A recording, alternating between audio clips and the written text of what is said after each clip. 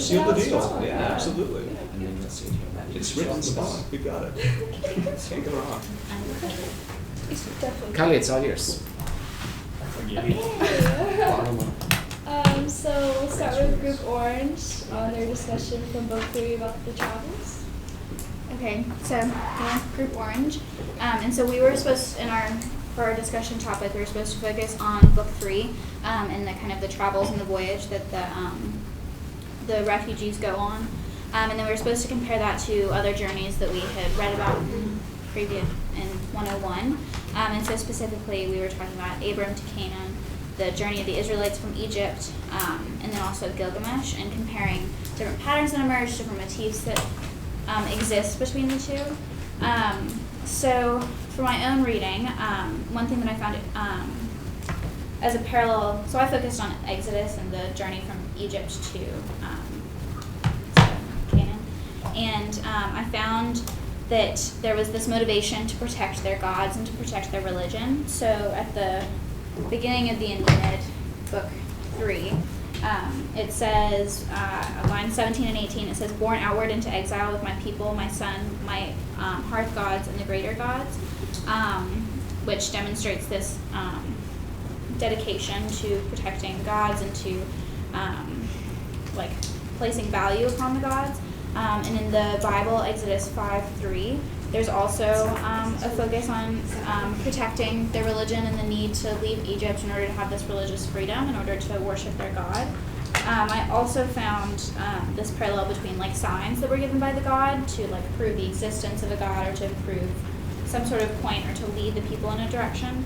So in the Aeneid, let me see what line number it was. So it's line 124. It says, "Father, grant us a sign, enter our hearts. These words were barely uttered when it seemed all of a sudden everything shook." So the God is kind of giving a sign to Aeneas, kind of guiding him in a certain direction, which is the same when Moses and Aaron were given a staff by God that would turn into a snake in order to prove to the Pharaoh that the God did exist and that he should let them go in order to worship this God that did exist. And so both of these examples show this dedication to worshiping these signs that were given by the gods. And then finally there was this, the making the trip to a homeland and this kind of voyage that they were making to the homeland. So in the Aeneid it says, Tethson's Dardanus, this is in Genesis. Is it? Oh, never mind. I'm confused. This was in the Aeneid. Tuck's sons, Dardanus, the self-same land that bore you from your primal parent stock, will take you to the fertile breast again. So that's Apollo telling Aeneas to go back to his homeland, because that's where he'll be able to found his city and to finally get protection for his people. And the same thing happens in the Bible in Genesis. It says, "On that day the Lord made a covenant with Abraham," and he's saying that he's dedicating this homeland to the Israelites and giving them this place that they can call their own. And then later in Exodus 3:7, God takes them to the homeland, and he's kind of guiding them towards the same homeland. So that's what I got. Okay, so I also focused on the Exodus. So my first point comes from Book 3 of the Aeneid, lines 335 to 350, where is it Seleno, the harpy? Telling Aeneas that he and his men will starve because they've killed her cattle. Similar to Exodus 32, when Yahweh struck down the plague on the Israelites for worshiping the golden calf that they created. So there's kind of idea of you did something you weren't supposed to do, now you're going to suffer for it. And there's also Book 3, lines 510 through 535, where with the encounter with Helenus, kind of warning and advising Aeneas and his group certain things that they'll experience throughout their journey. I found it similar to when Yahweh had Moses send the 12 spies into Canaan, and when Rahab also helped house the 2 spies in the beginning of Joshua, and the idea of, we're going to give you some help for you to complete your task. To beat a dead horse, I also did the Israelites' exodus from Egypt. And I just compared, nothing really specific, something specific, but I just compared how how the Trojans wandered, from Crete to Sicily and then eventually Carthage, and how, the Israelites were wandering around Sinai for 40 years. Like some troubles they faced with the plague in Crete, and then the Cyclops later on. And I said some of the Israelites' struggles were, conquering Jericho and the rest of Canaan, and then also being in the desert for 40 years. That kind of blows. And then my last point was just that how they're also guided by the gods. So with Aeneas being guided by his earth gods in his dream, and how Moses and his subordinates were also guided by Yahweh. So I just kind of just put it all together and said they were wandering around, but they were still guided by their gods. Kylie, can I call a timeout? Tim, that's a fabulous thing, but no references. I can make references. Yes. Okay. So remember that you've got to cite your sources. Okay. Sorry. Those were all wonderful observations, but we need that. It's that one additional detail. It's important. Can I have them now? Please add them now. The Dream of the Hearth Gods, that was on lines 207, book 3. First references of Crete was line 183, and when the plague is brought up, 180. All of book 3. I will not say what I wrote about Exodus because it's just the same. I compared it to the Odyssey, which wasn't one of the options, but they went to some similar places. So they went to the Cyclops' island and ran into a guy that Odysseus left there, which I enjoyed, and took him with them, which is nice. That's book 3, line 817. They also encounter the section of the ocean that has a monster on the other side, and both have really hard to pronounce names. Scylla and Charybdis. Okay, Scylla and Charybdis. And whereas in the Odyssey, Odysseus went with Scylla and just let 6 of his men be eaten and just took his losses. Aeneas is oh, we'll just skip both of them. That's book 3, line 740 to 745. So kind of comparing Aeneas and Odysseus in that way. And then between the Odyssey, Gilgamesh, and the Aeneid, there's a pattern of a wise woman giving them directions. So Circe gives Odysseus directions in book 10 on how to return to Ithaca. In book 3 of the Aeneid, lines 510 through 616, it's technically a priest that tells them, but Andromache is the one who they're talking to that arranges for the priest, so I think that counts. And then in tablet 10 of Gilgamesh, he's talking to Siduri, who tells him eventually how to find the boat guy, Urshnaabi, to avoid the waters of death and reach Udinishti. Again, since we've talked about Exodus a bunch, I won't add anything about that, but I did notice the connection with Gilgamesh, and so in the Aeneid, they're essentially just wandering from place to place, and they're being guided, but it's not direct guidance, they aren't being told here's how to go, here's the path you need to take. And then there was a culmination of this where where they lose even their own ability to guide themselves is when they're lost in a storm. And it says it's in book 3, lines 277 to 281. It says, we were blown off course and veered in darkness over the waves. My pilot could barely tell day from night. He said, and sighting nothing but sea about us, could not keep direction. So in this scene, they couldn't even guide themselves. And so in losing that ability, they have no guidance at all, and it sort of heightens this feeling of being lost and wandering. And in Gilgamesh, it's similar because he's getting some guidance, but he's still having to find his own way. And then there's a scene where he's walking through the darkness, and there's a phrase that's repeated again and again. It says, dense was the darkness, and so it's repeating this phrase as he's walking, and it makes it seem like it's so much longer than it is. And so again, when he's in this darkness, he can't even see where he's going. And so it's a similar sort of scene where he's not only doesn't even have guidance from like people helping him, he can't even like see where he's going. So that's something I noticed. Okay, I guess we'll move on to group grade. So ours was, what does the story suggest about each gender? For me, I analyzed the woman, and I said manipulation through love. So book 4, 765 for me. It's right before she kills herself because of love. It says the cruel Trojan will watch the fire from the sea and carry with him the omens of my death. And then the reason that she's manipulated, book 1, 800, when it says, give me a sec, maybe I'm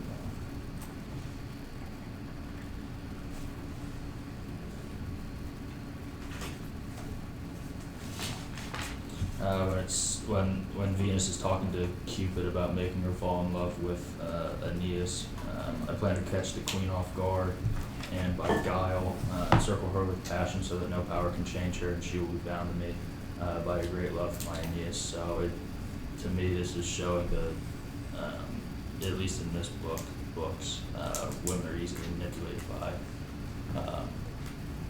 that love, whereas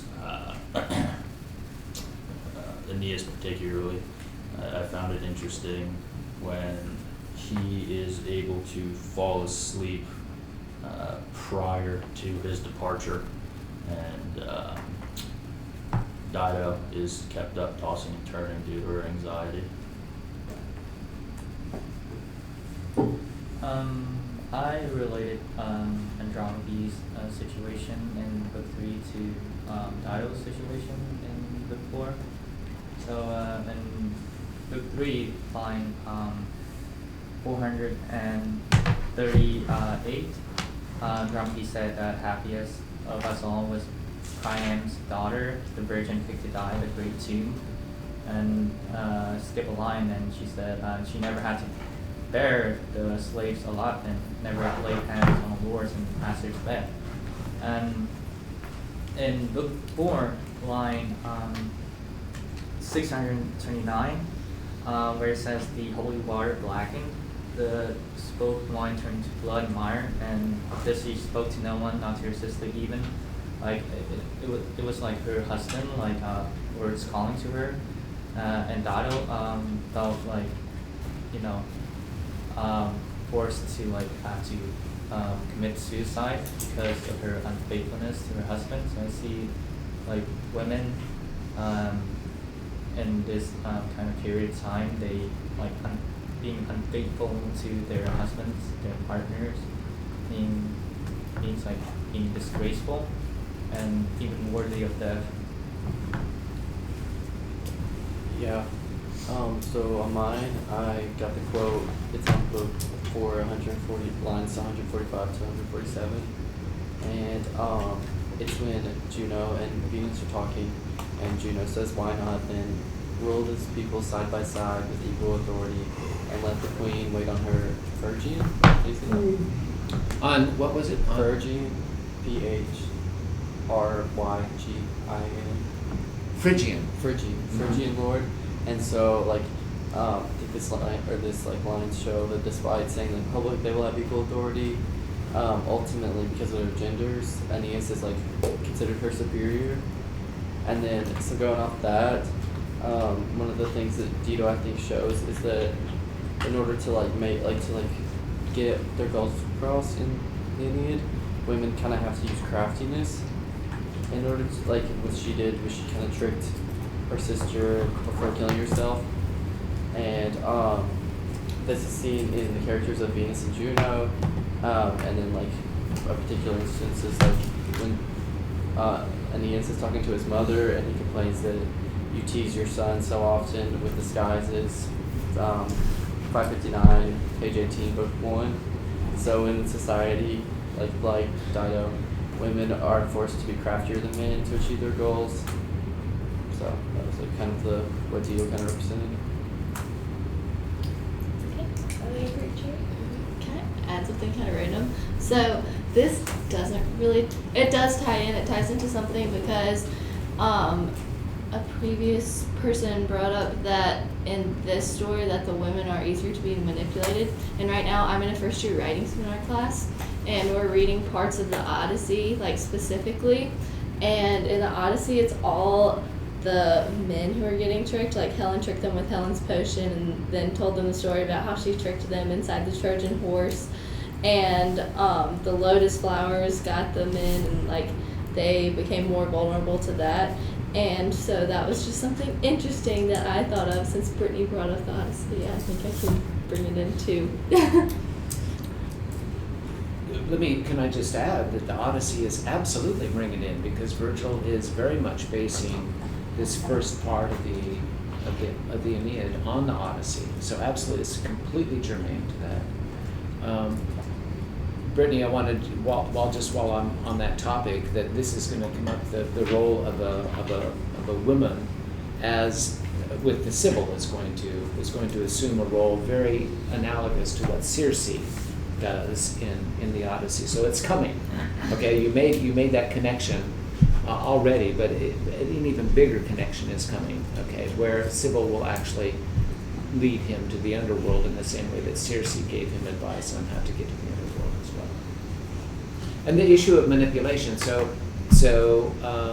Connor says, the women have to resort to manipulation, right? I mean, it's one of the ways they have of influencing things.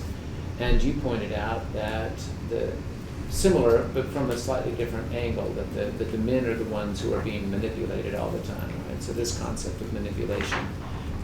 Let me also, on that point of gender, you can see where there is, on this point, a degree of a connection between women and Greeks, right? Because the Greeks are the deceivers, right? They're the manipulators and the deceivers too. So we have that this is not just a gendered characteristic, but it's also a cultural characteristic as far as the Greeks are concerned. Thank you, Kylie. Then thank you, Roma, for bringing that up. Absolutely.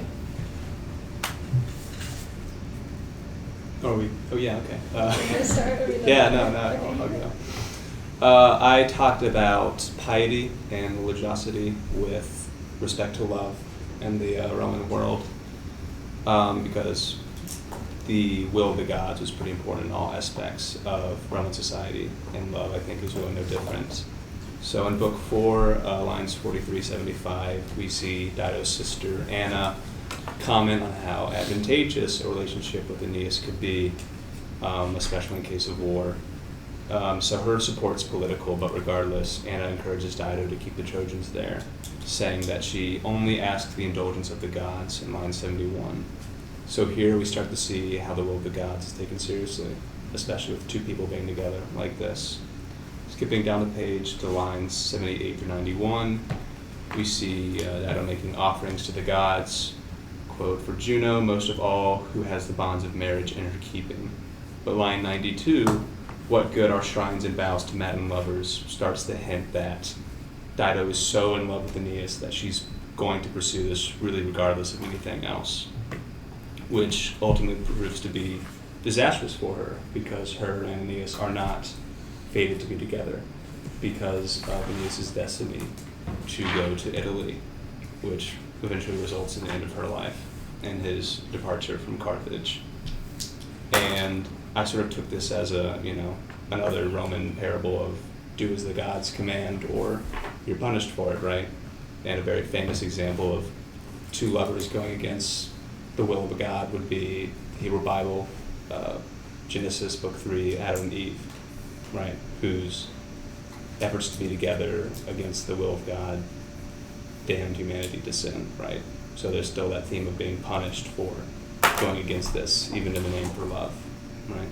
So in both societies, it seems that, at least on some level, for people to be together, it has to be sanctioned. I'll add on to that. So mine, he kind of touched on it about how on page 97, the sister thought that it would be advantageous for them to have a relationship. And so I tied this part to book 14 in the Iliad, and that's the story about how Hera seduced Zeus.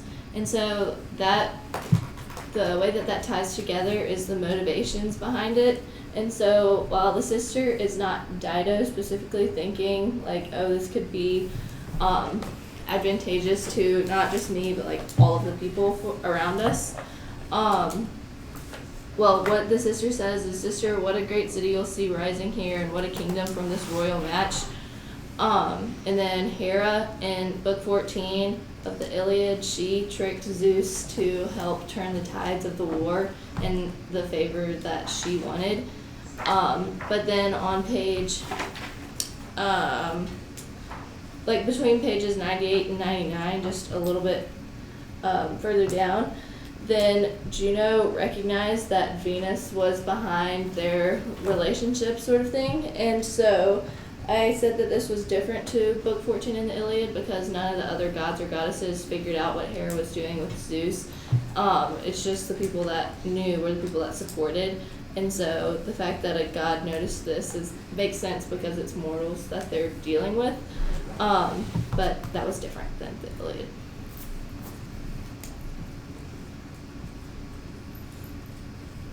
Alright, well, in my opinion, Virgil depicts love as an emotion that can affect one's actions and mindset. And as depicted in book 4, starting at about line 500, Dido expresses her love for Aeneas because he is not leaving her to fulfill his destiny. This broke her because causing her to cry in sorrow, and is the prime reason of her downfall and just her suicide.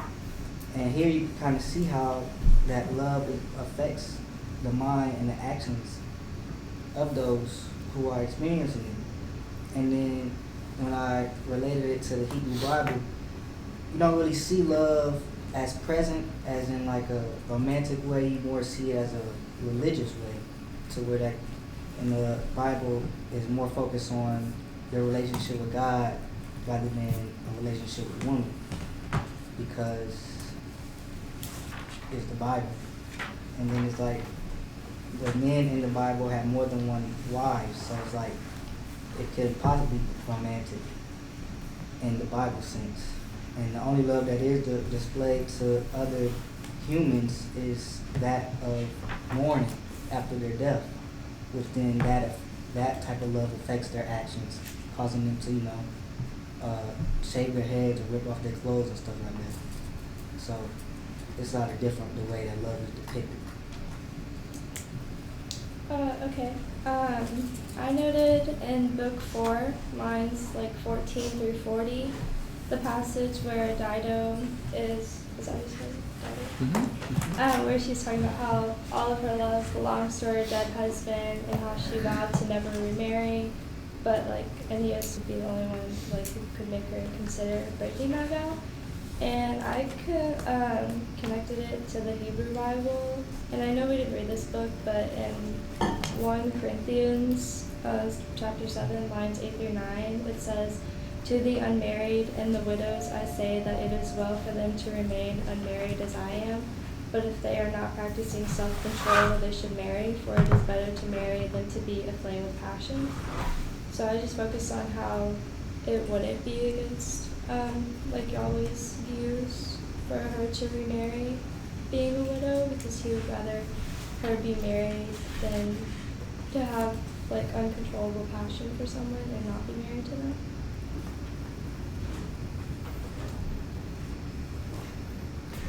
So, Kylie, may I just, I want to come back to this. Of course, Corinthians, we're going to get there later in the semester, and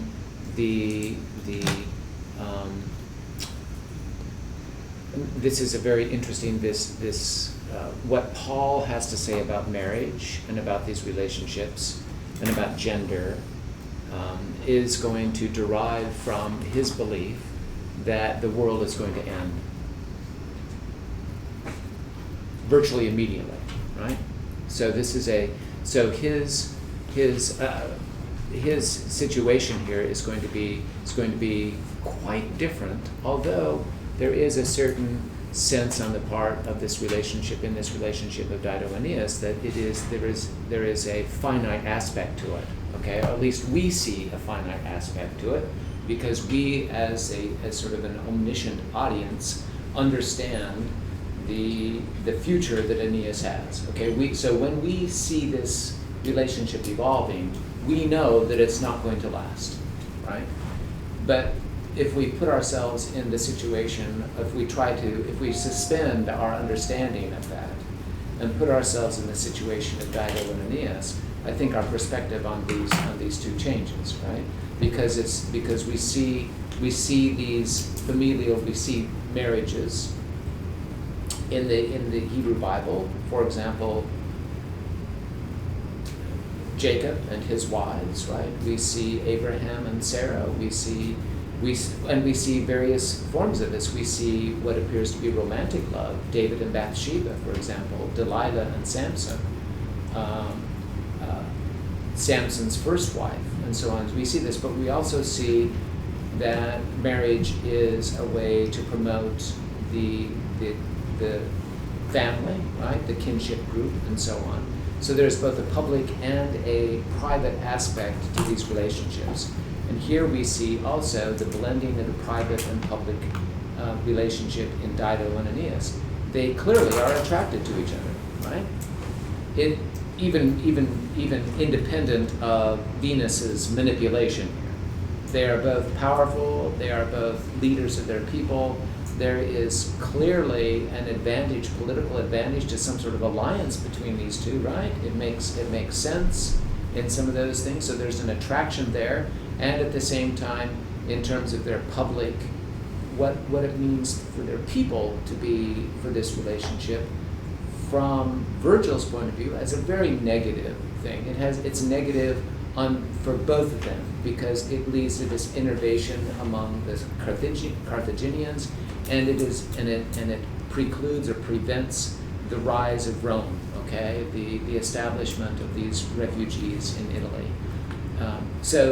But we also know that because this is not supposed to happen. But if we try to be in Aeneas's and Dido's situation, there might be some other possibilities from this relationship. In other words, Virgil places us in a position to observe this in a relatively biased way, right? We see this relationship almost like a parent, viewing a bad relationship of their teenage son or their teenage daughter, right?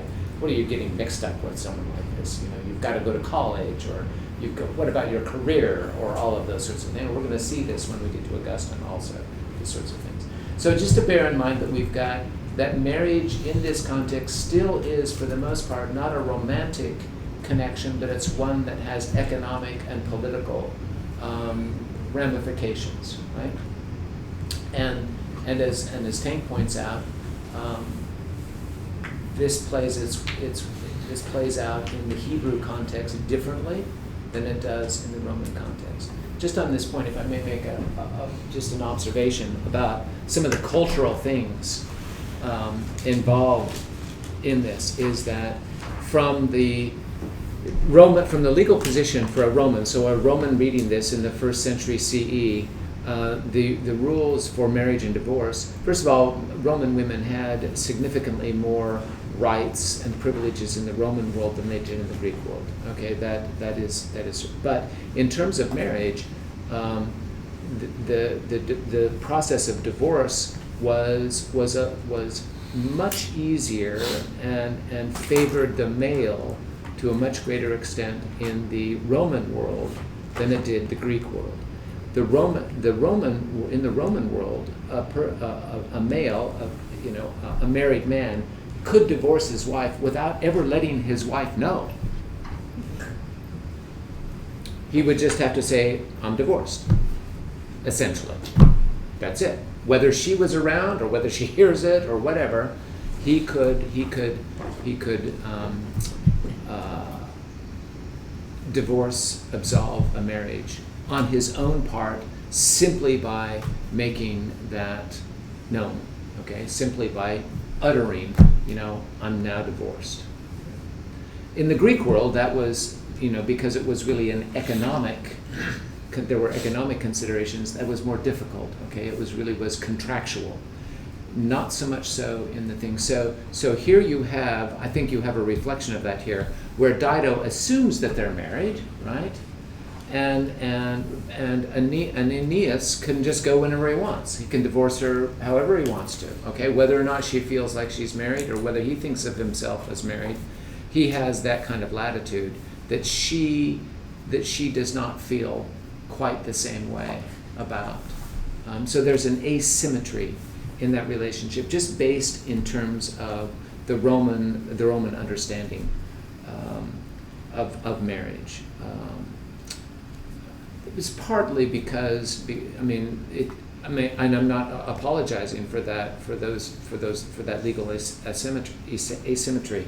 It was partly a consequence of the women's having more rights and recourses in the Roman world than in the Greek world, that it was easier to initiate these divorces in the Roman world as opposed to the Greek world. It has a different sort of valence in these two societies. I just want to point that out. And the influence of the gods, we're going to come back to a lot of these sorts of things. There is one thing I'm glad Eliza pointing out, just to give us some sense of historical grounding. Eliza pointing out the issues of navigation in a cloudy sky. Right? When was it possible actually to navigate during the day accurately? When did human beings develop the technology to accurately navigate during the day?